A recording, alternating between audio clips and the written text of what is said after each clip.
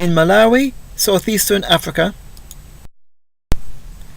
amid the scattered fields of maize, bananas, and root crops, way off the beaten path, is the small village of Chibanzi. And standing as a lighthouse amid the simple homes, dirt yards, and throngs of kids orphaned by HIV/AIDS, is the Church of Central Africa Presbyterian Nkoma Synod CCAP of Chibanzi. With its nursery school, kitchen, well, and brand new solar panel electrical system, all supplied through a generous partnership between the Chibanzi Church and First Presbyterian Church, South Bend, Indiana. In June 2014, a team from First Presbyterian Church spent just over 2 weeks installing solar electricity in the sanctuary, manse, women's building, kitchen, and nursery school. Members of the Chibanzi Church are ecstatic. How does a church in the American Midwest become associated with a congregation in a remote Malawi village? Starting in 1997, a large number of Malawi immigrants began relocating to the South Bend area.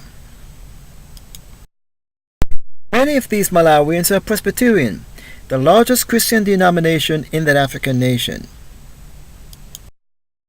First Presbyterian's Mission Committee asked the new Malawi members how the church can be most helpful to them. The Malawians' response? Help our people back home. The CCAP Nkoma Synod was chosen because it has no partnerships with any church in Presbyterian Church USA, and Chibanzi was selected due to its extreme needs. Getting to Malawi was no easy task for the South Bend team. It meant intense preparation and cultural orientation, active fundraising, giving up close to 3 weeks, and some not so pleasant moments. In Malawi, the South Bend team worked,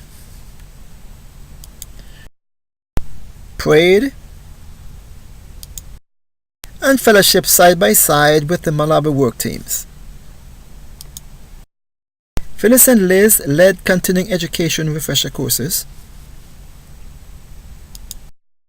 in HIV/AIDS education in the town of Changoni.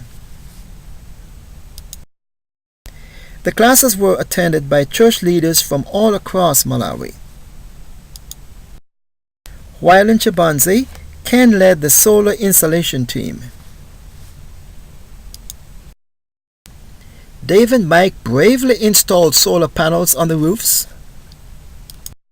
and had lots of onlookers. They also did a lot of the wiring. Art attached the control units to the walls, hooked up the batteries, and built boxes to protect the batteries. Will and Riley pitched in with the installation, helped decorate the preschool, and played with the kids. While Stacy decorated the preschool, helped install lights, played with the kids, and served as health guru. She also presented posters to the preschool teachers. On the last day of the team's visit, the entire town gathered to celebrate the newly installed solar power system. There were speeches by the local member of parliament, church leaders and village elders, And of course, everyone was treated to lots of singing and celebration.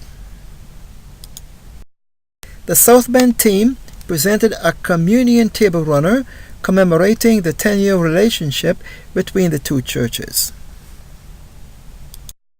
And everyone was invited to see the new solar-powered lights and cell phone charging station in action. Here's the lighted sanctuary and the women's building. A new day has dawned in Chibanzi, one which runs way into the evening hours thanks to the new solar power system.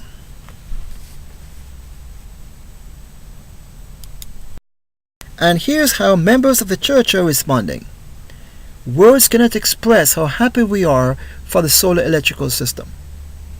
We'll easily be able to have meetings after dark. You brought the city to our little village. You didn't just give us solar electricity, you gave us love.